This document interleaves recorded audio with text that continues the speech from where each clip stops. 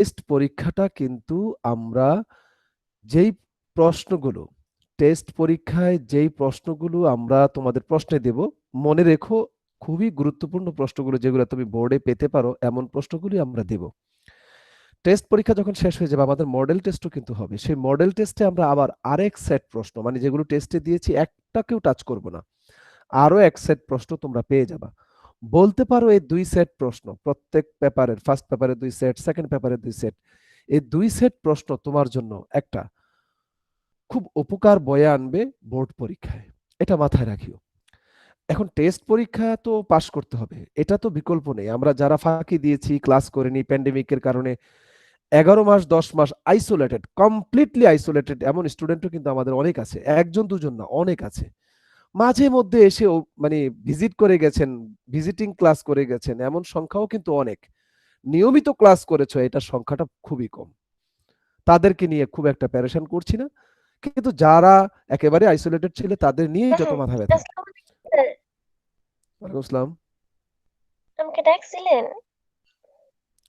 তুমি এত বড় সাহস পেলে কিভাবে? তোমাকে কেটে দিয়েছি তারপরে তুমি আবার জয়েন করেছো। না স্যার, আমাকে কাটেননি তো। তো তুমি আমি নিজে বের 9টা, হয়ে একবার ঢুকছি। এই মেয়ে কথার উত্তর দাও, 9টা 15-তে তুমি ক্লাসে জয়েন করার রিকোয়েস্ট পাঠাও, তুমি কি এটা ঠিক করেছো? না স্যার, আমি শুরুর থেকে আছি। আমি আমি 5 মিনিট আগে থেকে জয়েন হয়ে আছি, আমি বেরই হয়নি, আমার কাছে স্ক্রিনশট আছে। লামিসা, আমি তোমাকে একটু আগে জয়েন দিয়েছি এবং আমি একটু আগে রিমুভ লাফিফা করেছি। স্যার। স্যার আমি লামিশা নামে লাফিফা। স্যার ও ঠিকই লা বলছে। ও 9টা 5 থেকেই ছিল। হয়তো ওটা অন্য কেউ ছিল। এই একটা আইডিয়া আমি যাকে রিমুভ করেছি, প্রথমে অ্যাড দিয়েছিলাম, তারপরে যে ফারদিন কাজী ওকেও অ্যাড দিয়েছি 9টা 15-তে। তোমরা যদি স্যার ক্লাস আমাকে সত্যি, অ্যাড দেওয়া লাগে না স্যার, আমাকে অ্যাড দেওয়া লাগে না। আমি কলেজের আইডি থেকে কেন? অ্যাড হই তো। তোমার তোমার বাবার নাম কি? তোমার বাবার নাম কি যে না না তোমাকে অ্যাড স্যার, দেওয়া লাগে না? না না স্যার, আমি তো কলেজের আইডি থেকে অ্যাড হ্যাঁ, হই, কলেজের সেজন্য আমাকে অ্যাড দেওয়া কলেজের লাগে। যদি আমাদের জিশুট আইডি থেকে যদি তোমরা জয়েন করো তাহলে অ্যাড দেওয়া লাগে না, এটা ঠিক। হ্যাঁ, আমরা জি জানি স্যার, তোমরা আমি ওটাতেই তোমরা ওটা দিয়েই করবে। আমাদের হয় কি, ক্লাসটা শুরু করলে এই যে কানে বাজতেছে, এই যে মানে জয়েনিং যে ইয়েটা রিকোয়েস্টটা আমার ডিস্টার্ব হচ্ছে, আমরা কিন্তু আমার বাকি ছেলে মেয়েদের আমি ক্ষতি করছি না। এতক্ষণ কিন্তু আমি অনেক কিছু পড়িয়ে ফেলতে পারতাম। তোমাদের সকলকে অনুরোধ করছি, ইন টাইম তোমরা ক্লাসে জয়েন করো, আমরা ইন টাইম ক্লাসটা শুরু করে দেই। দেখো কত সুন্দর ইনফরমেটিভ ক্লাস হয়, ম্যাক্সিমাম ইনফরমেশন দিয়ে ক্লাসটা সুন্দর করতে পারি আমরা, কিন্তু তোমরা তা করতে দাও না তোমরা আমাদেরকে। যাই হোক, বাদ দাও, সবাই খেয়াল করো।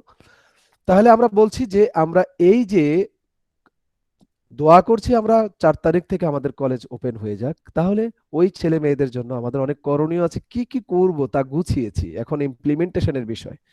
তো এখন ফিজিক্যাল যদি ক্লাস নাও হয়, অনলাইনেও এটা চলবে। যেমন ইতিমধ্যে কিন্তু আমরা রিভিশনটা শুরু করেছি, হ্যাঁ, কিছু সৃজনশীল প্রশ্ন আলোচনা করব প্রত্যেকটি চ্যাপ্টারের শেষে। ওই সৃজনশীল প্রশ্নগুলো যেগুলো আলোচনা করছি তোমাদেরকে দিয়ে কিন্তু অলরেডি লিখিয়েও দিচ্ছি উত্তরগুলো সহ, না, এগুলো খাতায়, এগুলো খাতায়, বিশ্বাস করবে তোমাদেরকে আমি স্ক্রিনশট পাঠাই, এখনো কিন্তু অনেকে আমাকে মেসেজ দিচ্ছে, রিকোয়েস্ট, জয়েনিং রিকোয়েস্ট দিচ্ছে, তাহলে তোমরা বুঝবে। এখন খেয়াল করো তোমরা বাবা, একটা প্রশ্ন আমরা খুব কমনলি জানি, বিভিন্ন অক্সি অ্যাসিডের মধ্যে শক্তি মাত্রার দিক থেকে কে তীব্র অ্যাসিড কে দুর্বল অ্যাসিড পড়েছো কিন্তু বাবা, একটু বলে যাই, এই প্রশ্নটা খুবই ইম্পর্টেন্ট তোমাদের টেস্ট পরীক্ষা এবং বোর্ড পরীক্ষার জন্য। দেখো বাবা, খেয়াল করো, যেমন বিভিন্ন অক্সি অ্যাসিড কোনগুলো, যেমন HNO3 এটা একটা অক্সি অ্যাসিড, H2SO4 এটা একটা অক্সি অ্যাসিড, খুব সহজ কিন্তু প্রশ্নগুলো, একেবারে সহজ। H3PO4 এটাও একটা অক্সি অ্যাসিড। এমনি ভাবে সালফিউরিক অ্যাসিডের কিন্তু আরো অ্যাসিড, সালফারের আরো অ্যাসিড আছে, সালফিউরাস অ্যাসিড। তারপরে কিন্তু বাবা নাইট্রিক অ্যাসিড তো গেল, এগুলা আমরা এই কয়েকটাই আমরা একটু শিখি না। এই যে আমরা অ্যাসিড গুলো লিখছি এগুলো অক্সি অ্যাসিড, হ্যাঁ। আবার কিছু অ্যাসিড আছে যেমন HF, HCl, HBr এবং HI, এগুলো হচ্ছে হ্যালোজেন হাইড্রাসিড, এগুলো হচ্ছে হ্যালোজেন হাইড্রাসিড। তো এগুলো অ্যাসিড, এদের শক্তি মাত্রা কার বেশি, যেমন এখানে সবচেয়ে তীব্র অ্যাসিড হচ্ছে হাইড্রোজেন আয়োডাইড, তারপরে ইজ গ্রেটার দেন হচ্ছে hydrogen bromide, is greater than হচ্ছে হাইড্রোজেন ক্লোরাইড, আর সবচেয়ে দুর্বল হচ্ছে বাবা হাইড্রোজেন ফ্লোরাইড। এটার একটা ব্যাখ্যা আছে আলাদা। আর এই যে অ্যাসিড গুলো লেখছি এগুলো হচ্ছে অক্সি অ্যাসিড, বাবু খেয়াল করবেন একটু দ্রুত, 5 মিনিট লাগবে ম্যাক্সিমাম যদি তোমরা মনোযোগ দাও। সবচেয়ে তীব্র অ্যাসিড, আরো কিন্তু অ্যাসিড আছে যেমন HClO4, এরকম অক্সি অ্যাসিড আরো থাকতে পারে, এটা perchloric acid, chloric acid, chlorous acid, hypochlorous acid, ক্লোরিনের অনেকগুলো অক্সি অ্যাসিড আছে, তোমরা জানো। তো আমরা এগুলোর কথাই বলছি। এখানে যতগুলো অ্যাসিড লিখেছি তার মধ্যে সবচেয়ে তীব্র হচ্ছে HClO4। কেন তীব্র তোমরা জানো কিন্তু অনেকেই। এরপরে হচ্ছে H2SO4, এরপরে হচ্ছে বাবা HNO3, মেবি, হ্যাঁ 3 দুগুণে 6, হ্যাঁ ঠিক আছে। এরপরে হচ্ছে বাবা H3PO4, ফসফরিক অ্যাসিড। এরপরে সবচেয়ে দুর্বল হচ্ছে H2SO3, সালফিউরাস অ্যাসিড। এই যে শক্তি মাত্রার তুলনামূলক আলোচনা, সবচেয়ে অধিক সক্রিয়, সবচেয়ে কম সক্রিয় বা সবল অ্যাসিড কেন। তো এখন দেখো অক্সি অ্যাসিডগুলোর শক্তি মাত্রা নির্ণয় করা হয় তাদের কেন্দ্রীয় পরমাণুর জারণ সংখ্যার উপর ভিত্তি করে। এইখানে ক্লোরিনের কেন্দ্রীয় পরমাণুর জারণ সংখ্যা নিশ্চয়ই তোমরা বের করতে পারো, এটা নিশ্চয়ই এখন শেখাবো না আজকে। এখানে ক্লোরিনের জারণ সংখ্যা +7 হলো কিভাবে, এখানে সালফারের জারণ সংখ্যা +6 হলো কিভাবে, এখানে সালফারের জারণ সংখ্যা +9 হলো কিভাবে, এখানেও কিন্তু ফসফরাসের জারণ সংখ্যা +5, এখানে সালফারের জারণ সংখ্যা +4। বাবা একটু খেয়াল করবেন, অক্সি অ্যাসিড সমূহের তীব্রতা তোমরা এইভাবে বলবা, বিভিন্ন অক্সি অ্যাসিডের শক্তিমাত্রা বা সবলতা দুর্বলতা এটা নির্ভর করে তার কেন্দ্রীয় পরমাণুর জারণ সংখ্যার উপর। যে অক্সি অ্যাসিডের কেন্দ্রীয় পরমাণুর জারণ সংখ্যা সবচেয়ে বেশি ওটা তীব্র অ্যাসিড। এই যতগুলো অক্সি অ্যাসিড এখানে আছে তার মধ্যে সবচেয়ে বেশি কেন্দ্রীয় পরমাণুর জারণ সংখ্যা হচ্ছে পারক্লোরিক অ্যাসিডের, তাই পারক্লোরিক অ্যাসিড স্যার সবচেয়ে আপনার তীব্র। ক্যামেরা অফ করা। ক্যামেরা তো অফ করা না রে, ক্যামেরাটা ওই করা ছিল। এতক্ষণ বলবি না বাবা, সরি। ওই যে রিকোয়েস্ট জয়েনিং রিকোয়েস্ট রেসপন্স করতে গিয়ে আমরা হয়ে গেছিল। তো খেয়াল করো পারক্লোরিক অ্যাসিড, দেখো বাবা একটু খেয়াল করো, HClO4 এটা হচ্ছে perchloric acid, H2SO4 sulphuric acid. এই এতগুলো অ্যাসিড লিখেছি অক্সি অ্যাসিড, তার মধ্যে সবচেয়ে শক্তিশালী অ্যাসিড হচ্ছে এটা। কেন? ব্যাখ্যা একটাই, এই পারক্লোরিক অ্যাসিডের কেন্দ্রীয় পরমাণু ক্লোরিনের জারণ সংখ্যা সর্বোচ্চ +7, তারপরে জারণ সংখ্যার দিক থেকে কম, 7 এর পরে কম হচ্ছে সালফিউরিক অ্যাসিডের +6, তাই পারক্লোরিক অ্যাসিডের পরে শক্তিমাত্রার দিক থেকে সবল অ্যাসিড হচ্ছে সালফিউরিক অ্যাসিড। এখন দেখো যখন দুইটি অক্সি অ্যাসিডের কেন্দ্রীয় পরমাণু, দুই বা ততোধিক অ্যাসিড হতে পারে, যখন একাধিক অ্যাসিডের কেন্দ্রীয় পরমাণুর জারণ সংখ্যা সমান হয়ে যায়, যেমন দেখো নাইট্রিক অ্যাসিড ফসফরিক অ্যাসিড তাদের উভয়ের কেন্দ্রীয় পরমাণুর জারণ সংখ্যা +5। তোমরা এটা জানো কিন্তু তারপরে একটু স্মরণ করিয়ে দিচ্ছি, মনে করিয়ে দিচ্ছি, এবং এগুলো পড়বে। আবারও বলছি টেস্ট পরীক্ষায় এই প্রশ্ন যে কোনো দুইটা নিয়ে, যেমন বলতে পারি পারক্লোরিক অ্যাসিড সালফিউরিক অ্যাসিড থেকে সবল অ্যাসিড কেন, অথবা নাইট্রিক অ্যাসিড ফসফরিক অ্যাসিড থেকে সবল অ্যাসিড কেন, নাকি সবল নাকি দুর্বল ব্যাখ্যা দাও, কোনটি সবল কোনটি দুর্বল কেন, এই ধরনের প্রশ্নগুলো হতে পারে। তাহলে এখন খেয়াল করো, আমরা কিন্তু আগেও পড়েছি, আবার একটু স্মরণ করিয়ে দিচ্ছি। সবচেয়ে ইম্পর্টেন্ট প্রশ্নগুলো আমরা একটু ভালো করে পড়বো, একটু কম ইম্পর্টেন্ট যেগুলো সেগুলোও পড়বো, যেন আসলে যেন আমার মিস না হয়, যেন লিখতে পারি। হ্যাঁ একটু এটা এমন ভাবে আমাদের প্রস্তুতি, যারা একটু প্রান্তিক লেভেলে আছো, যারা ফাঁকি ঝুঁকি দিয়েছো তাদের জন্য, আর যারা ভালো স্টুডেন্ট আমাদের সাথে যারা সবসময় যুক্ত ছিলে তাদের তো সত্যিকার অর্থে কোনো সাজেশন নাই, তারা সব পড়বে। কারণ প্রত্যেকের গোল, প্রত্যেকের ডেস্টিনেশন বা প্রত্যেকের অ্যাম্বিশন আমি বলবো একরকম না। অনেকে অযাচিত অ্যাম্বিশন মানে লক্ষ্য স্থির করে, অনেকে অযাচিত যেটা সত্যিকার অর্থে সে স্বপ্ন ধারণ করেছে, স্বপ্ন দেখছে কিন্তু লালন করতে পারেনি, ধারণ করতে পারেনি, কিংবা সে অনুযায়ী কাজ করা সেটা সে করতে পারেনি। তাহলে শুধু স্বপ্ন দেখলে তো হবে না, মেহনত তো করতে হবে। তো মেহনত করো না, স্বপ্ন দেখে বসে আছো, লাভটা কি? যারা সত্যিকার অর্থে মেহনত করছো, আমাদের সাথে অলওয়েজ কানেক্টেড আছো এবং কোনো ক্লাসে মিস দাও নাই, তাদের জন্য তো সবসময় আমাদের একটা স্যাটিসফ্যাকশন কাজ করে। আর তারা আল্লাহর রহমতে নিশ্চয়ই তোমরা ভালো কোথাও কিছু করতে পারবে, বিশ্বাস আমাদের। যারা আজকে ফাঁকি দিয়েছো তাদেরকে জন্য আমাদের সর্বোচ্চ করণীয় আমরা করব, তোমাদের জন্য অনেক পরিকল্পনা করছি, এগুলো যদি ইমপ্লিমেন্টেশন করতে পারি আর যদি সেই জায়গায় আমাদেরকে সহযোগিতা করো, ওই সহযোগিতা করতে পারলেই দেখতে পাবা তুমি একটা জায়গায় পৌঁছতে পেরেছো। একেবারে যে তুমি পিছিয়ে গেছো তারা এখনো যদি ট্রাই করো, হয়তোবা তুমি একটা সম্মানজনক জায়গায় তোমার পক্ষে যাওয়া সম্ভব। করবা কি করবা না এটাও তোমার উপর ডিপেন্ড করে। আসলে যারা রীতিমতো নিজেকে খুব বেশি অবিচার করেছো নিজের প্রতি, তাদের জন্যই ভয়টা বেশি কাজ করছে। এই নাইট্রিক অ্যাসিড ফসফরিক অ্যাসিড উভয়ের কেন্দ্রীয় পরমাণুর জারণ সংখ্যা সমান। ব্যাখ্যা হলো যখন একাধিক অ্যাসিডের কেন্দ্রীয় পরমাণুর জারণ সংখ্যা সমান হয়ে যায়, সেই ক্ষেত্রে যেই অ্যাসিডের কেন্দ্রীয় পরমাণুর আকার ছোট সেটা তীব্র অ্যাসিড, যে অ্যাসিডের কেন্দ্রীয় পরমাণুর আকার ছোট সেটা তীব্র অ্যাসিড। নাইট্রোজেন হচ্ছে কেন্দ্রীয় পরমাণু, ফসফরাস হচ্ছে কেন্দ্রীয় পরমাণু। তোমাদের বোঝার উপায় মানে বুঝতে কষ্ট হওয়ার কথা না, নাইট্রোজেন দ্বিতীয় পর্যায়ের মৌল, ফসফরাস একই গ্রুপের তৃতীয় পর্যায়ের মৌল, তাহলে নিশ্চয়ই নাইট্রোজেন থেকে ফসফরাসের আকার বড়, একটা স্তর বেশি। তাহলে নাইট্রোজেনের আকার যেহেতু ছোট, তাহলে এটা নিশ্চয়ই তীব্র অ্যাসিড, ফসফরিক অ্যাসিড, দুর্বল অ্যাসিড। এখন নাইট্রিক অ্যাসিড, ফসফরিক অ্যাসিডের মধ্যে জারণ সংখ্যা সমান, তাই আকার দিয়ে ব্যাখ্যা দিলাম। কিন্তু এরপরে দেখো সালফিউরাস অ্যাসিড, এটা তো জারণ সংখ্যার ভিত্তিতে আমরা বলতে পারি তার জারণ সংখ্যার কেন্দ্রীয় পরমাণুর জারণ সংখ্যা সবচেয়ে কম, তাই এটা দুর্বল অ্যাসিড। শেষ বাবা। এই অক্সি অ্যাসিডের তীব্রতা অ্যামফিপ্রোটিক বা উভুপ্রোটিককে যদি তোমাকে প্রশ্ন করে যে বাইসালফেট একটি উভুপ্রোটিক কেন, অথবা পানি একটি উভুপ্রোটিক কেন, অথবা বাইকার্বনেট একটি উভুপ্রোটিক কেন, অথবা বাইসালফাইড এটা উভুপ্রোটিক কেন, এগুলো সব হচ্ছে উভুপ্রোটিক। কেন? কারণ প্রত্যেকেই কিন্তু বাবা, প্রত্যেকেই কিন্তু কি করতে পারে, ইলেকট্রন ত্যাগ এবং গ্রহণ করতে পারে। এটাও খুবই একটা ইম্পর্টেন্ট প্রশ্ন। হ্যাঁ, আমরা ইম্পর্টেন্ট জিনিসগুলোই কিন্তু বেছে বেছে পড়ছি, এগুলো আমাদের কাজে লাগবে বাবা, একটু ভালো করে পড়ো। প্রশ্ন হলো কি এখানে, অ্যাসিড সমূহের, অক্সি অ্যাসিড সমূহের তীব্রতার তুলনামূলক আলোচনা, কার থেকে কে তীব্র, কেন তীব্র, কারা অ্যামফিপ্রোটিক বা উভুপ্রোটিক, এবং কেন উভুপ্রোটিক বলা হয় তাদেরকে, এই প্রশ্নটা খুব ভালো করে পড়বে। আচ্ছা, এখানে এই হ্যালোজেন হাইড্রাসিড গুলোর ব্যাখ্যা, এই অ্যাসিডটা কেন এত সবল অথচ এটা সবল হওয়ার কথা, কেন, ব্যাখ্যাটা একটু দেওয়ার চেষ্টা করি দ্রুত, মাত্র 2 থেকে 3 মিনিটের মধ্যে চেষ্টা করব, তোমরা যদি একটু সহযোগিতা করো। খেয়াল করো, অক্সি অ্যাসিড সমূহের তীব্রতার ব্যাখ্যা হচ্ছে কেন্দ্রীয় পরমাণুর জারণ সংখ্যা দিয়ে। আর হ্যালোজেন হাইড্রাসিড, একটু খেয়াল করো তোমরা, যখন হাইড্রোজেনের 1s অরবিটালের সাথে যখন ফ্লুরিনের বন্ধন হয়, দেখো ফ্লুরিন একটা ইলেকট্রন দিল, হাইড্রোজেন একটা ইলেকট্রন দিয়ে সমানভাবে ইলেকট্রন শেয়ার করার কথা, কিন্তু আসলে বাবা বোঝার চেষ্টা করবেন কিন্তু, আচ্ছা ডিটেলসে না যাই, কেন এটা সবল, এটার বন্ধন পোলারিটি বেশি হয়ে যায়, এটা ওই দিকে না যায়, মূল ব্যাখ্যায় চলে যাচ্ছে। দেখো, হাইড্রোজেনের 1s অরবিটাল গোলাকার, এর মধ্যে একটি ইলেকট্রন আছে, আর ফ্লুরিনের pz অরবিটালের মধ্যে একটি বিজোড় ইলেকট্রন আছে। তার মানে ফ্লুরিনের ইলেকট্রন বিন্যাস আমরা লিখলে দেখতে পাই 1s2 2s2 এবং 2p কিন্তু 5, তার যোজ্যতা স্তর হচ্ছে 2, দ্বিতীয় শক্তি স্তর, তাহলে 2s এ 2টি ইলেকট্রন, 2px এ 2টি ইলেকট্রন, 2py এ কিন্তু 2টি ইলেকট্রন, এবং 2pz, দেখো বাবা এখানে কিন্তু একটি ইলেকট্রন। এই ফ্লুরিনের এই 2pz অরবিটালটা যেটার মধ্যে বিজোড় ইলেকট্রন আছে, সেটাই সমযোজী বন্ধন গঠন করতে সক্ষম। তাহলে pz অরবিটাল দেখতে হচ্ছে ডাম্বেল আকার, তাহলে একটু দেখো বাবা, এই 2pz অরবিটাল, এই ডাম্বেলটা 2pz, তাহলে এটা হচ্ছে একটা ইলেকট্রন আছে এখানে, ফ্লুরিন আসলো তার 2pz অরবিটাল নিয়ে, 2pz অরবিটাল নিয়ে, তাহলে এখানে হাইড্রোজেন এবং ফ্লুরিনের মধ্যে মুখোমুখি ইলেকট্রন শেয়ার করে সিগমা বন্ধন তৈরির মাধ্যমে এই HF অণুটা গঠিত হলো। খেয়াল করিও, তাহলে এটা একটা সমযোজী বন্ধন এবং সিগমা বন্ধন। কেন সিগমা বন্ধন? সামনাসামনি ইলেকট্রন শেয়ার করেছে। কার সাথে কার ইলেকট্রন শেয়ার হয়েছে?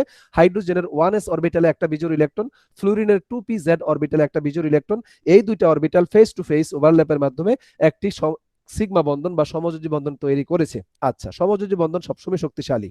ওকে, এবার আসো, যদি আমি HCl এর কথা বলি, H একটা ইলেকট্রন দিল, ক্লোরিন একটা ইলেকট্রন দিল, এবং দুইটা ইলেকট্রন শেয়ার করে একটা অণু গঠিত হলো। কিন্তু এই ক্ষেত্রে হাইড্রোজেনের 1s অরবিটাল আগের মতোই সাইজ, ছোট বড় নাই, হাইড্রোজেনের সাইজ আগেরটার মতোই, আঁকতে গিয়ে হয়তো একটু ছোট বড় হলো। আর এখানে ছিল ফ্লুরিনের 2pz, আর ক্লোরিন কিন্তু 2pz এর জায়গায় একটা স্তর বাড়বে, 3pz হয়ে যাবে। তাহলে ক্লোরিনের 3pz অরবিটালে একটা বিজোড় ইলেকট্রন, তাহলে এখানে হাইড্রোজেনের একটা বিজোড় ইলেকট্রন, আর এখানে দেখো ক্লোরিন বাবা, ক্লোরিনের pz অরবিটালটা ফ্লুরিনের 2pz থেকে 3pz কিন্তু আরেকটু বড়, কিন্তু তার মধ্যে একটি ইলেকট্রন আছে, এখানে এটা হচ্ছে ক্লোরিন, তাহলে এখানে কিন্তু হাইড্রোজেন এবং ক্লোরিনের 3pz অরবিটালের সাথে ইলেকট্রন শেয়ারের মাধ্যমে, মুখোমুখি ইলেকট্রন শেয়ারের মাধ্যমে একটি সমযোজী বন্ধন হলো। যখন দেখো বাবা হাইড্রোজেন এবং ব্রোমিন, হাইড্রোজেন একটা ইলেকট্রন দিল, ব্রোমিন একটা ইলেকট্রন দিল, ইলেকট্রন শেয়ার করে একটা বন্ধন হলো। এক্ষেত্রে কিন্তু হাইড্রোজেনের 1s অরবিটালে একটা ইলেকট্রন আছে, কিন্তু ব্রোমিনের কিন্তু বাবা 4z অরবিটালটি আরো বড়, এটা হচ্ছে 4pz অরবিটাল, তার মধ্যে একটি ইলেকট্রন দিয়ে এই ব্রোমিন কিন্তু বন্ধন করলো। তাহলে বুঝতেই পারতেছো, হাইড্রোজেন যখন একটি ইলেকট্রন আয়োডিনের সাথে ইলেকট্রন শেয়ার করবে, তাহলে হাইড্রোজেনের 1s অরবিটালে একটা ইলেকট্রন থাকলো, কিন্তু এই যে আয়োডিনের যে দেখো বাবা, আয়োডিনের যে দেখো, আয়োডিনের যে pz অরবিটাল 5pz অরবিটাল, এটা কিন্তু অনেক বড়, তাহলে এটা কিন্তু আয়োডিন। তো সবাই একটু খেয়াল করি, সবগুলোই কিন্তু ডাম্বেল সে আকৃতিতে, কিন্তু মানে আকৃতিতে কিন্তু পার্থক্য নেই, সবার আকৃতি হচ্ছে ডাম্বেল, কিন্তু আকারে পার্থক্য আছে। 2pz অরবিটালটি ছোট, 3pz বড়, 4pz আরো বড়, 5pz আরো বড়। আচ্ছা, একটা জিনিস খেয়াল করো, ছোট্ট একটা জিনিসের সাথে এটাও ছোট এটাও ছোট, তাহলে এখানে বন্ধনের ওভারল্যাপিংটা যত ভালোভাবে হবে। আচ্ছা, একটা এক্সাম্পল দেই, মনে করো আমি খুব লম্বা মানুষ, 6 ফুট আমার উচ্চতা, এখন যদি আমি একটা পিচ্চির সাথে, একটা লিলিপুট টাইপের একটা লোকের সাথে যদি আমি কোলাকুলি করতে চাই, মনে করো আমরা কোলাকুলি করব, তাহলে কেমন হবে? কোলাকুলিটা হয় বৈশা করতে হবে, না হয় একদম চিত হয়ে কাত হয়ে করতে হবে, ঠিক কিনা? আবার আমি ছোট, আমার থেকে অনেক বড় গালিবার টাইপের একজন লোক, তার সাথে কোলাকুলি করতে গেলে তো পারবো না। কোলাকুলিটা খুব সুন্দর হবে না, ভালোভাবে হবে না, কিন্তু সেম সাইজে যদি কোলাকুলিটা হয় খুব মজবুত হবে, ভালো হবে। হ্যাঁ, আন্তরিকতাটা বাড়বে। তাইলে আমরা বুঝতে পারছি হাইড্রোজেন 1s অরবিটালের সাইজ আর ফ্লুরিনের 2pz কাছাকাছি আকৃতি। তাহলে এদের মাঝে যে ওভারল্যাপটা হচ্ছে, ইলেকট্রন যে শেয়ার হচ্ছে খুব সুন্দরভাবে হচ্ছে, কিন্তু ক্লোরিন একটু বড় হওয়াতে এতটা সুন্দরভাবে হয়তো এখানে সম্ভব হয় নাই। হয়েছে, ইলেকট্রন শেয়ার হয়েছে, এখানে আরো হয়েছে, মুখোমুখি শেয়ার হয়েছে, কিন্তু আসলে এই এই অরবিটালটা অনেক বড়, আয়োডিনের ক্ষেত্রে আরো বড়। তাহলে আসলে সব জায়গায় হাইড্রোজেনের সাথে হ্যালোজেন সমূহের ইলেকট্রন শেয়ারের মাধ্যমে সমযোজী বন্ধন হয়েছে, সব জায়গায় ইলেকট্রন মুখোমুখি ইলেকট্রন শেয়ার করে সিগমা বন্ধন হচ্ছে, কিন্তু এখানের ওভারল্যাপটা যতটা মানে যতটা সফলতার সাথে, যতটা সার্থকতার সাথে হয়েছে, এখানে কিন্তু বাবা তা হতে পারেনি। সবগুলোই সমযোজী বন্ধন, তবে এই বন্ধনটা খুব শক্তিশালী, এই বন্ধনটা অত সহজে ভাঙা যায় না। কারণ কি, ওভারল্যাপটা খুব সুন্দরভাবে এক্সিকিউশন হয়েছে, এখানে একটু দুর্বলভাবে হয়েছে। যদিও ছোট বড়র মধ্যে কোলাকুলিটা হয়েছে, মিল বন্ধনটা হয়েছে, বন্ধনটা তৈরি হয়েছে। তাই আমরা বলতে পারি এইচ আই বন্ধন বিয়োজন এনথালপি, এনথালপি মানে তাপ, বিয়োজন মানে ভাঙতে, আর বন্ধনটাকে ভাঙতে যে তাপ লাগে এই তাপটা খুবই কম লাগে। এইচ আই এর ক্ষেত্রে বন্ধন বিয়োজন এনথালপি, বন্ধন ভাঙার শক্তি কম, কম তাপ দিলেই বন্ধনটা ভেঙে যায়। আর যখন বন্ধন ভেঙে যাবে, নিঃসন্দেহে হাইড্রোজেন তার ইলেকট্রন হ্যালোজেনকে দিয়ে যেতে হবে, এটা যেখানেই হোক, ফ্লুরিন, ক্লোরিন, ব্রোমিন, আয়োডিন। তাহলে দেখা যায় যে এইচ আই যখন অল্প তাপে ভেঙে যায়, তাহলে তখন কি হয়, এইচ প্লাস সৃষ্টি হয়, আই মাইনাস সৃষ্টি হয়। যখন এইচবিআর ভেঙে যায়, ব্রোমিন মাইনাস হয়, এইচ প্লাস হয়। যখন এইচসিএল ভেঙে যায়, তখন ক্লোরিন মাইনাস হয়, এইচ প্লাস হয়। অর্থাৎ এইচ কিন্তু প্লাস হবে, কারণ তার ইলেকট্রন নিশ্চয়ই হ্যালোজেনকে দিয়ে যাবে, বিষম ভাঙন হবে। বিষম ভাঙন কাকে বলে? যখন হাইড্রোজেন তার ইলেকট্রন হ্যালোজেনকে দিয়ে যাবে, ইকুয়ালি যার যার ইলেকট্রন নিয়ে ভাঙন হওয়া, এটাকে বলি আমরা সুষম ভাঙন। এখানে বাবা হ্যালোজেনের সাথে হাইড্রোজেনের সুষম ভাঙন হবে না, বিষম ভাঙন হলেই কিন্তু এইচ প্লাস সৃষ্টি হয়। তাহলে আমরা বলতে পারি এইচ আই, যার কারণে খেয়াল করো, এইচ আই এর বন্ধনটা দুর্বল। দুর্বল কেন? ব্যাখ্যা দিয়েছি কেন এইচ আই বন্ধনটা দুর্বল। সবগুলোই সমযোজী বন্ধন, সবগুলো ইলেকট্রন শেয়ার হয়েছে, সব জায়গায় ইলেকট্রন একটা একটা করে শেয়ার হয়েছে, এবং সব জায়গায় সমযোজী বন্ধন, ফেস টু ফেস সিগমা বন্ধন, কিন্তু এইচ আইটা অন্য হ্যালোজেনের সাথে যে বন্ধন তার থেকে দুর্বল। এইচ আই বন্ধনের দুর্বল হওয়ার কারণে তারকে ভাঙতে তাপ শক্তি কম লাগে, তাই আমরা বলি এইচ আই এর বন্ধন বিয়োজন এনথালপি খুব কম। এইচ আই এর বন্ধন বিয়োজন এনথালপি যেহেতু কম, অল্প তাপে ভেঙে যায়, তার মানে অল্পতেই এইচ প্লাস আয়ন সৃষ্টি হয়, আই মাইনাস আয়ন সৃষ্টি হয়। এইচ এফ এর মানে হাইড্রোজেন ফ্লোরাইড এর বন্ধন বিয়োজন এনথালপি খুব বেশি, বন্ধনটা ভাঙতে তাপ লাগে খুব বেশি, আর যার কারণে এইচ এফ থেকে এইচ প্লাস আয়ন সৃষ্টি হতে সময় লাগে, কষ্ট হয়। তাই যেটা এইচ প্লাস আয়ন সৃষ্টি করতে, প্রদান করতে সময় নেয়, বেশি তাপ লাগে, ধীরে ধীরে করে, সেটা দুর্বল অ্যাসিড। আর যেটা সহজে এইচ প্লাস আয়ন সৃষ্টি করে, সবল অ্যাসিড। এই জন্য আমরা বলতে পারি এইচ আই তার বন্ধন বিয়োজন এনথালপি কম হওয়ার কারণে সহজেই এইচ প্লাস আয়ন সৃষ্টি করে। যে যত সহজে এইচ প্লাস আয়ন সৃষ্টি করতে পারে সেই সবল অ্যাসিড। তাহলে আমরা বলতে পারি এই যতগুলো হ্যালোজেন অ্যাসিড আছে তার মধ্যে এইচ আইটা হচ্ছে সবল, সবচেয়ে দুর্বল হচ্ছে এইচ এফ। ক্লিয়ার?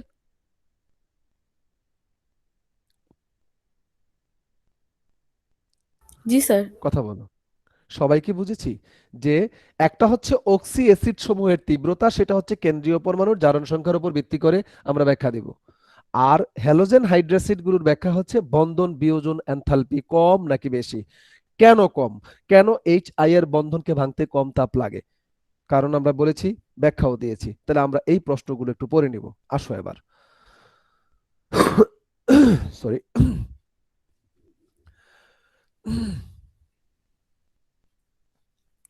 এখন শীতকালে সিএনজিতে চললে ভীষণ ঠান্ডা লাগে, আবার কিছু সিএনজিতে থাকে না, ভালো প্রপার পর্দা থাকে না, খুব ঠান্ডা লেগে যায়। হ্যাঁ, সবাই এখন খেয়াল করো। অ্যাসিড সম্পর্কিত মোটামুটি কথাবার্তাগুলো কিছুটা শেষ করেছি। অ্যাসিড ক্ষারক সম্পর্কিত তত্ত্ব দুইটা পড়িয়েছি, ইম্পর্টেন্ট দুইটা তত্ত্ব। আর্হেনিয়াস তত্ত্ব আর বোর্ডের জন্য দরকার নাই, ভর্তি পরীক্ষার জন্য প্রশ্ন আসতেও পারে, তখন পড়িও। তারপরে অনুবন্ধী অ্যাসিড খাট্টা, এটা একটু পড়াই দিব। কনজুগেট অ্যাসিড বেজ, অনুবন্ধী অ্যাসিড ক্ষারক যুগল, এটা একটু দেখাই দেই। আর acid rain, greenhouse effect, ozone স্তর ক্ষয়, ওজোন স্তরের ক্ষয়ের দিক, আর ভারী ধাতুগুলো পরিবেশের কিভাবে ক্ষতি করছে, স্বাস্থ্য ঝুঁকি কি আছে, ক্রোমিয়াম, সীসা, এই যে ভারী ধাতুগুলো মানে সীসা যেটা আছে, ক্রোমিয়াম আছে, আর্সেনিক আছে, এই সমস্ত ধাতুগুলো আমাদের খাদ্য শৃঙ্খলে ঢুকে কিভাবে আমাদের ক্ষতি করছে। দেখো, এগুলা কিন্তু সহজ পড়া, অবশ্যই উপন্যাসের মতো একটু পড়তে হবে। গ্রিন হাউস গ্যাস পড়িয়েছি, গ্রিন হাউস গ্যাসটা কি? কিছু গ্যাস আছে বায়ুমণ্ডলে জমা হলে সেগুলো পৃথিবীর বিকিরিত তাপকে মহাশূন্যে যেতে বাধা দেয় এবং তাপ ধরে রাখে, ফলে পৃথিবীর উষ্ণতা বেড়ে যাচ্ছে, দিন দিন গ্লোবাল ওয়ার্মিং হচ্ছে। এই কারণে মরু অঞ্চলের বরফ গলে কি প্রভাব পড়ছে, এগুলো আমরা পড়বো বাবা। গ্রিন হাউস গ্যাস কি, গ্রিন হাউস প্রভাব কি, সংজ্ঞাটা পড়ে নিব। এসিড রেইন কি? বৃষ্টির পানিতে অ্যাসিডের মাত্রা স্বাভাবিকের তুলনায় বেশি হলে, পিএইচটা একটা নির্দিষ্ট মান আছে, এর থেকে কম হলেই পিএইচ এর মান বুঝতে হবে সেখানে অ্যাসিডের মান খুব বেশি, অ্যাসিডের পরিমাণ খুব বেশি, তাই এটাকে আমরা অ্যাসিড রেইন বলি। বৃষ্টির পানিতে অ্যাসিড থাকবে এটাই স্বাভাবিক, কিন্তু মাত্রাতিরিক্ত থাকলে এটা আমরা অ্যাসিড রেইন বলি। অ্যাসিড রেইনের ক্ষতিকর দিকগুলো কি? জলাশয়ের কি ক্ষতি করছে, গাছগাছালির কি ক্ষতি করছে, বনাঞ্চলের কি ক্ষতি করছে, ভাস্কর্যের কি ক্ষতি করছে, আমরা এগুলো একটু পড়ে নিব। এগুলো একদম সহজ বিষয়, কিন্তু লাগবে। কখনো দেখবা যে অন্য প্রশ্নের সাথে তোমার ম্যাচিং হচ্ছে না, হয়তো একদম 4 নম্বরের একটা প্রশ্ন হয়তো ছুটেই যাচ্ছে, সেই ক্ষেত্রে এসিড রেইন, গ্রিন হাউস এগুলো একটু বর্ণনামূলক প্রশ্ন হলো দেওয়াই ভালো। 1 নম্বর না হয় স্যারে কম দিল আর কি, রাগ করে কষ্ট পেয়ে, কেমন কেন টাচ করলাম, কিন্তু দিবে তো। আধা নাম্বার তো দেয় না, হয়তো 1 নম্বর কম দিলে দিত, আবার যদি তুমি ভালো করে লিখো তোমাকে কম দিবে কেন? দিবে না। তো acid rain, greenhouse effect, ozone স্তরের ক্ষয়, ওজোন স্তর আমাদের কি উপকার করছে, বায়ুমণ্ডলের ওজোন স্তরটা না থাকলে আমাদের কি হতো, এখন এটা ক্ষয় পড়ে গেলে কি ক্ষতি হচ্ছে, কি ক্ষতির মধ্য দিয়ে আমাদের পৃথিবী যাবে, হ্যাঁ, এগুলো আমরা একটু পড়বো। সারফেস ওয়াটারের যে মানদণ্ডগুলো আছে, ডিও, অবশ্য এটা আমি করিয়ে দেব। ডিও নির্ণয়ের পদ্ধতি, কিভাবে পানিতে ডিজলভ অক্সিজেন যেটা আছে এটা কিভাবে নির্ণয় করা হয়, বিওডি কিভাবে নির্ণয় করা হয়, দুইটার যে কোনো একটা একটু কম ইম্পর্টেন্ট আর কি, এই জন্য আমি এটাকে খুব এমফেসিস দিচ্ছি না আপাতত টেস্টের জন্য। আমি এটা করিয়ে দেব তোমাদের, নিশ্চিত থাকো ইনশাল্লাহ, মডেল টেস্টের জন্য হলেও করিয়ে দেব। আমি কি রেখে যাচ্ছি এটা আমার আমার নোট ডাউন আছে, আমি কি রেখে যাচ্ছি, যেটা রেখে যাচ্ছি এটা অবশ্যই তোমাকে টাচ করব, সবার জন্য না। তোমরা নিশ্চয়ই জানো আমাদের ফিজিক্যাল ক্লাস যখন হবে, আমি কখনো কোনো ছাত্রকে দুর্বল বলতে সবসময় লজ্জা পাই, নিজের কাছে খারাপ লাগে, কারণ পৃথিবীর আসলেই সত্যিকার অর্থে কেউ দুর্বল না, হয়তো ফাঁকি দিয়েছে, সময় নষ্ট করেছে। আমি বলবো পিছিয়ে পড়া ছাত্র। তাহলে পিছিয়ে পড়া ছাত্রদেরকে নিয়ে একটা গ্রুপ হচ্ছে, একটা ক্লাস, একটা পুরো সেকশন হচ্ছে, আর যাদেরকে আমরা সত্যিকার অর্থে ওদের মতো করে পড়াবো, কোনো কিছু বাকি রাখবো না, তাদের জন্য পড়ানোর ধরনটা আর ওদের জন্য পড়ানোর ধরনটা ভিন্ন হবে। প্রতি বছর এটাই করে থাকি আমরা, কারণ সবলদের ট্রিটমেন্ট আর দুর্বলদের ট্রিটমেন্ট, সেই কথায় যদি আমরা চলে আসি, আমরা সবসময় এটাই বলছি আমরা সবল আর দুর্বল। আমি যখন গ্রুপ তৈরি করি সেখানে আমি নাম দিয়েছি পাইওনিয়ার স্টুডেন্টস অ্যান্ড কি, আমি কিন্তু দুর্বল স্টুডেন্ট সেখানে লিখিনি, পিছিয়ে পড়া স্টুডেন্ট মানে হচ্ছে ব্যাকওয়ার্ড স্টুডেন্ট যেগুলো আর কি, মানে যেগুলো পিছিয়ে আছে সেই স্টুডেন্ট। আমি এটাই বলতে চাই, তোমরা দুর্বল এই কথা ভাবিও না, তোমাদের ক্যাপাবিলিটি নেই এই কথা ভাবিও না ভুলেও, কিন্তু মেহনতটা একটু এখন থেকে একটু বাড়ায় দাও। তারা যতটুকু পড়াশোনা করে তার থেকে একটু বাড়িয়ে দাও, দেখবা যে তুমিও একটা অবস্থানে চলে যেতে পারছো। তো খেয়াল করো বাবা, কনজুগেট অ্যাসিড বেস বা অনুবন্ধী অম্ল ক্ষারক, যে সময়টা আছে পারবো ইনশাআল্লাহ, খুব ভালো করেই পারবো। কনজুগেট অ্যাসিড বেস, কনজুগেট, সবাই একটু খেয়াল করো, অনুবন্ধী ইংরেজিতে বলে কনজুগেট, বাংলায়ও কিন্তু লিখে দিতে পারে কনজুগেট। কনজুগেট অ্যাসিড বেস,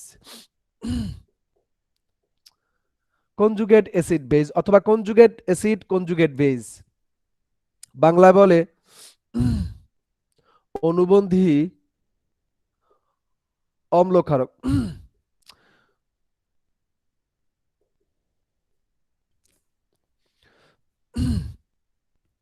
অনুবন্ধী অম্ল ক্ষারক বা অনুবন্ধী অম্ল, অনুবন্ধী ক্ষারক এবং অনুবন্ধী অম্ল ক্ষারক যুগল, ইলেকট্রিসিটি চলে গেছে, অনুবন্ধী অম্ল ক্ষারক যুগলও বলতে পারি, যুগল। তোমাদের দেখতে কি কষ্ট হচ্ছে বাবা? তোমরা কি দেখতে পাচ্ছ বোর্ডটা? জি স্যার, দেখা যাচ্ছে স্যার। দেখা গেলে আর জানালার পর্দাকে সরাবো না। সত্যি কি দেখতে পাচ্ছ তোমরা? অভি দেখা যাচ্ছে রে স্যার বাবা? ঠিক আছে এটা। ওকে জি ফাইন। স্যার, দেখা যাচ্ছে।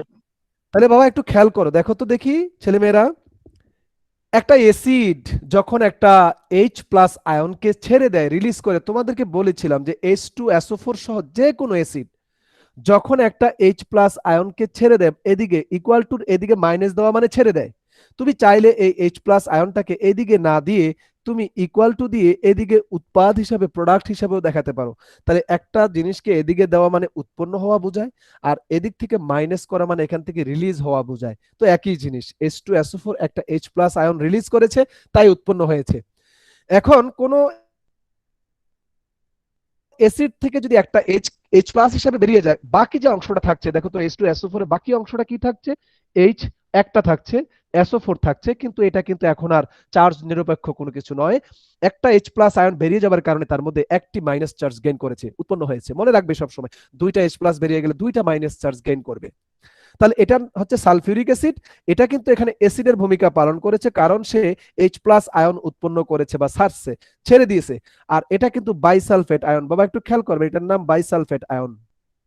আচ্ছা, এখন একটু খেয়াল করো, বাইসালফেট আয়ন কিন্তু অ্যামফিপ্রোটিক, তোমরা জানো, হ্যাঁ, সে প্রোটন ত্যাগও করতে পারে, গ্রহণও করতে পারে। এখন তুমি খেয়াল করো তো, এই সালফিউরিক অ্যাসিড একটা অ্যাসিড, কিন্তু বাইসালফেট আয়ন কিন্তু সে আবার এখন তার ক্ষারক ধর্মও আছে, তার অ্যাসিড ধর্মও আছে, ক্ষারক ধর্মও আছে। তাহলে এখন সে আবার আরেকটি প্রোটনকে গ্রহণ করে কিন্তু আবার আবার H2SO4 হতে পারে। তাহলে এখন এই অ্যাসিডের অনুবন্ধী ক্ষারক হচ্ছে এই বাইসালফেট, আর বাইসালফেট ক্ষারকের অনুবন্ধী অ্যাসিড হচ্ছে এই সালফিউরিক অ্যাসিড। তার মানে কি, কোনো অ্যাসিড থেকে একটা প্রোটন বেরিয়ে গেলে যে ক্ষারকটা সৃষ্টি হয়, মনে রাখবা, কোনো অ্যাসিড থেকে একটা প্রোটন রিলিজ হলেই একটা ক্ষারক সৃষ্টি হবে, কারণ তার মধ্যে মাইনাস আয়ন চার্জ সৃষ্টি হবে। আর পৃথিবীতে যার মধ্যে মাইনাস চার্জ আছে সেই ক্ষারক সেই প্রোটনকে গ্রহণ করতে পারবে। ঋণাত্মক চার্জ আছে এমন যে কেউ H+ কে গ্রহণ করতে পারবে। ব্রনস্টেড মতবাদ অনুযায়ী, লুইস মতবাদ অনুযায়ী তারা কি ক্ষারক, মানে ইলেকট্রন দান করতে পারাও ক্ষারক, প্রোটনকে গ্রহণ করতে পারাও ক্ষারক। যাদের মধ্যে মাইনাস চার্জ আছে, প্রত্যেকের মুক্তজোড় ইলেকট্রন আছে আমরা জানি, তাহলে সেই ইলেকট্রন দান করার মাধ্যমে প্রোটনকে গ্রহণ করতে পারবে, এটা আমরা জানি সবাই। তাহলে একটা অ্যাসিড থেকে যখন একটা H+ আয়ন বেরিয়ে যায়, মুক্ত হয়, উৎপন্ন হয়, বাকি অংশটার মধ্যে একটি নেগেটিভ চার্জ সৃষ্টি হয়, এবং অবশ্যই এটা একটা ক্ষারক। এখান থেকে একটা H+ আয়ন বেরিয়ে না গেলে এটা কিন্তু ক্ষারক হতে পারতো না। তাহলে কোনো অ্যাসিড, যেমন আরো খেয়াল করো, তুমি খেয়াল করো, HCl একটা অ্যাসিড, HCl, এ যদি একটা H+ আয়নকে ছেড়ে দেয়, রিলিজ করে, তাহলে বাকি থাকতেছে আর ক্লোরিন। তাহলে ক্লোরিন কি এখানে নিরপেক্ষ পরমাণু হবে? না, এটা কিন্তু ক্লোরাইড আয়ন। বুঝতেই পারতেছো বাবা, ক্লোরাইড আয়ন তার নিজের ইলেকট্রনও রাখছে, হাইড্রোজেনের ইলেকট্রনও রেখে দিয়ে হাইড্রোজেনকে প্লাস করেছে, নিজে মাইনাস হয়েছে। এখন এই ক্লোরিনের মুক্তজোড় ইলেকট্রন আবার H+ আয়নকে দান করার মাধ্যমে H+ আয়নকে গ্রহণ করতে পারে। তার মানে এটা যেহেতু অ্যাসিড, কারণ সে প্রোটনকে রিলিজ করতে পারছে, আর এটা হচ্ছে ক্ষারক, কারণ সে প্রোটনকে এখন গ্রহণ করার তার সামর্থ্য আছে। তাহলে যাদের প্রোটন গ্রহণ করার সামর্থ্য আছে, পারে, তারা হচ্ছে ক্ষারক। তাহলে কোনো অ্যাসিড থেকে একটা H+ আয়ন সৃষ্টি হলে ক্ষারক সৃষ্টি হয়, আর এই ক্ষারকটি ওই অ্যাসিডের অনুবন্ধী ক্ষারক। আবার কোনো ক্ষারকের সাথে যদি, যেমন খেয়াল করো, আমরা এই জিনিসগুলোকে উল্টায় যদি দেই, যেমন খেয়াল করো, বাইসালফেট একটি ক্ষারক, ক্লোরাইড একটি ক্ষারক, বাইকার্বনেট একটি ক্ষারক, মনোযোগ দিবেন বাবা, বাইকার্বনেট একটি ক্ষারক। এই যে এরা সবাই কিন্তু একটি করে H+ গ্রহণ করতে পারবে, একটি করে H+ গ্রহণ করতে পারবে। তাহলে গ্রহণ করলে কি হবে বলতো, একটা H+ যখন এর সাথে যুক্ত হবে, এর সাথে যুক্ত হবে, এর সাথে যুক্ত হবে, নতুন করে আমরা আবার পাবো H2SO4, HCl, HNO3। মনোযোগ দেন বাবা। তেমনি ভাবে যদি পানি H2O একটা প্রোটনকে গ্রহণ করে, ঠিক তেমনি ভাবে কিন্তু H3O+ সৃষ্টি হয়। তাহলে এ সবাই কিন্তু ক্ষারক, এরা সবাই হচ্ছে ক্ষারক, কারণ সবাই প্রোটনকে গ্রহণ করতে পারছে, সবাই কিন্তু ক্ষারক, কারণ প্রোটনকে গ্রহণ করতে পারছে। এখন প্রোটনকে গ্রহণ করে কোন ক্ষারক প্রোটনকে গ্রহণ করলে যা সৃষ্টি হয়েছে, সবাই এখানে যারা আছে সবাই হচ্ছে অ্যাসিড। এই হাইড্রোনিয়াম আয়ন কিন্তু অ্যাসিড, কারণ কি জানো, এই হাইড্রোনিয়াম আয়ন যখন কেউ একটি প্রোটনকে গ্রহণ করে, প্রোটন গ্রহণ করার পর যা সৃষ্টি হলো সেটা আবার অ্যাসিড হয়ে যায়, তাহলে এটা কিন্তু অ্যাসিড। তাহলে এখন বাবা খেয়াল করো, কোন ক্ষারকের সাথে একটি প্রোটন যুক্ত হলে, কোন ক্ষারকের সাথে একটি প্রোটন যুক্ত হলে যে অ্যাসিড সৃষ্টি হয়, যে অ্যাসিড সৃষ্টি হয়, যে অ্যাসিড সৃষ্টি হয়, যে অ্যাসিড সৃষ্টি হয়, সেই অ্যাসিড ওই ক্ষারকের অনুবন্ধী অ্যাসিড। তাহলে কোনো অ্যাসিড থেকে একটা প্রোটন বেরিয়ে গেলে যে ক্ষারক সৃষ্টি হয়, সেই ক্ষারকের অনুবন্ধী অ্যাসিড হচ্ছে এটা। আবার কোনো ক্ষারকের সাথে একটি প্রোটন যুক্ত হলে যে অ্যাসিডগুলো সৃষ্টি হয়, তাহলে এখন এটার অনুবন্ধী অ্যাসিড কি এটা? এটার অনুবন্ধী অ্যাসিড কি এটা? নো। কারো সাথে H প্লাস আয়ন যুক্ত হলে যেটা সৃষ্টি হয় ওই অ্যাসিডটা হচ্ছে ওই ক্ষারকের অনুবন্ধী অ্যাসিড। আবার কোন অ্যাসিডের থেকে একটি প্রোটন চলে গেলে যেই ক্ষারকটা সৃষ্টি হয়, তাই বলে কি এই ক্ষারকটাও কি এটার অনুবন্ধী অ্যাসিড? নো, ক্ষারক না। এই ক্ষারকটা HCl এর অনুবন্ধী, এই ক্ষারকটা HCl এর অনুবন্ধী ক্ষারক, এই ক্ষারকটা সালফিউরিক অ্যাসিডের অনুবন্ধী ক্ষারক, এই অ্যাসিডটা পানির অনুবন্ধী অ্যাসিড, এই অ্যাসিডটা বাইসালফেটের অনুবন্ধী অ্যাসিড, এই HClটা ক্লোরাইড আয়নের অনুবন্ধী অ্যাসিড। এইচ, আমি কি লিখছি মাথা খারাপ হয়ে গেছে, H2CO3, H2CO3 এই বাইকার্বনেটের অনুবন্ধী অ্যাসিড। এইভাবে বলছি, তাহলে আমরা খেয়াল করি কোন অ্যাসিড থেকে একটা H প্লাস আয়ন মুক্ত হলে চলে গেলে যে ক্ষারকটা সৃষ্টি হয় সেই ক্ষারকটাকে বলি আমরা ওই অ্যাসিডের অনুবন্ধী ক্ষারক। আর এই অ্যাসিড এবং এই ক্ষারক একে অপরের অনুবন্ধী অ্যাসিড ক্ষার যুগল, যুগল মানে দুইটা পেয়ার। এই অ্যাসিডের ক্ষারক হচ্ছে এটা, এই ক্ষারকের অ্যাসিড হচ্ছে এটা, মনে রাখবা। বুঝতেই পারতেছো, বাইসালফেট আরেকটি প্রোটন যুক্ত হয়ে আবার সে অ্যাসিড হয়ে যাবে। তাহলে এই ক্ষারকটার সাথে একটা প্রোটন যুক্ত হলে এটাই পাওয়া যায়, এই অ্যাসিড থেকে একটা প্রোটন বেরিয়ে গেলে এটাই পাওয়া যায়। তাহলে এই দুইটা হচ্ছে, আবার ঠিক তেমনি ভাবে এই দুইটা হচ্ছে পরস্পর পরস্পরের অনুবন্ধী অম্লক্ষার। এটা এবং এটা প্রত্যেকে একে অপরের অনুবন্ধী অম্লক্ষার। এটা একটু স্ক্রিনশট দাও অথবা লিখে নাও, দ্রুত করো, আরেকটু বলবো।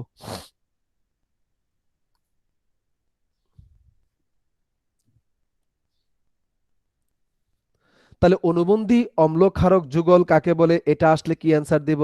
অনুবন্ধী অম্ল কাকে বলে? যদি বলে অনুবন্ধী অম্ল কাকে বলে, খেয়াল করো অনুবন্ধী অম্ল কাকে বলে। তাহলে কোন ক্ষারকের সাথে একটি প্রোটন যুক্ত হলে যে অ্যাসিড সৃষ্টি হয়, যে অম্ল সৃষ্টি হয়, তাকে ওই ক্ষারকের অনুবন্ধী অ্যাসিড বলে। যদি বলে অনুবন্ধী ক্ষারক কাকে বলে, কোন অ্যাসিড থেকে একটা প্রোটন চলে গেলে যে ক্ষারক সৃষ্টি হয় সেই ক্ষারককে ওই অ্যাসিডের অনুবন্ধী ক্ষারক বলে। আর অনুবন্ধী অ্যাসিড ক্ষার যুগল কাকে বলে? কোন অ্যাসিডের অনুবন্ধী ক্ষারক এবং ওই অ্যাসিড একে অপরের অনুবন্ধী অম্ল ক্ষারক যুগল। আমি কথাটা কি মিলাই ফেলতেছি, গোলাই ফেলতেছি না তো? কথা যেন গোলাই না যায়, খেয়াল করো, একসাথে খিচুড়ি বানাই ফেলো না। অনুবন্ধী ক্ষারক কাকে বলে? তাহলে কোন অ্যাসিড থেকে একটা H প্লাস আয়ন মুক্ত হলে যে ক্ষারক সৃষ্টি হয়, এই ক্ষারকটা ওই অ্যাসিডের, যে অ্যাসিড থেকে একটা প্রোটন বেড়ে গেল, যে অ্যাসিড থেকে একটা প্রোটন সরে গেল এবং যে ক্ষারকটা সৃষ্টি হলো, সেই ক্ষারকটা ওই অ্যাসিডের অনুবন্ধী ক্ষারক। তাহলে অনুবন্ধী অ্যাসিড কাকে বলে? কোন ক্ষারকের সাথে একটা প্রোটন যুক্ত হলে যে অ্যাসিডটা সৃষ্টি হয়, ওই অ্যাসিডটি ওই ক্ষারকের অনুবন্ধী অ্যাসিড। এইভাবে আমরা লিখবো। তাহলে কনজুগেট অ্যাসিড কি, কনজুগেট বেস কি, তোমরা ওইভাবে পড়বা। মাথাটাকে একটু ঠান্ডা করে, কোনো প্যারেশানি নিয়ে পড়াশোনা করবে না।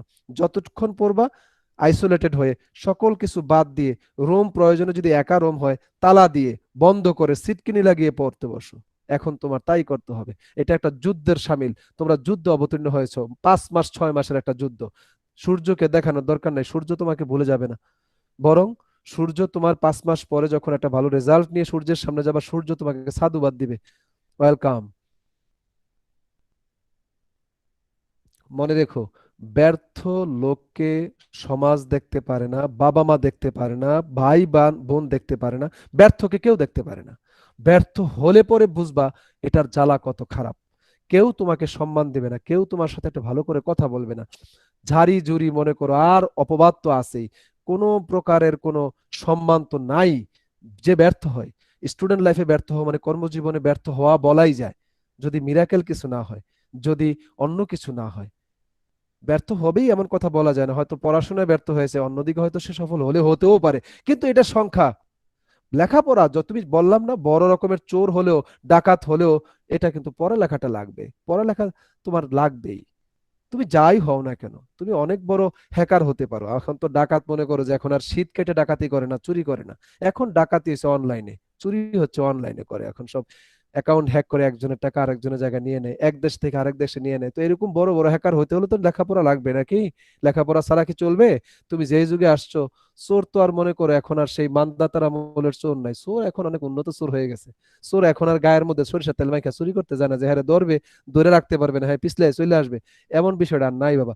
চোর এবং ডাকাত সব কিছু এখন আপডেট হয়ে গেছে, বুঝতে পেরেছো? সব আধুনিক হয়ে গেছে, ডিজিটাল। তো তোমরা ওই ডিজিটাল চোর হইতে হলেও পড়াশোনা লাগবে, পড়াশোনার বাইরে আসলে কিছু নেই। আল্লাহু আকবার, 48 বেজে গেছে বাবা, সরি ফরি সরি, একদম এক্সট্রিমলি সরি। আমি টাইম, আমার ঘড়ি কি স্লো দেখাচ্ছে দেখো। আল্লাহু আকবার বাবা, আমি লিঙ্কটা দিচ্ছি এখনই।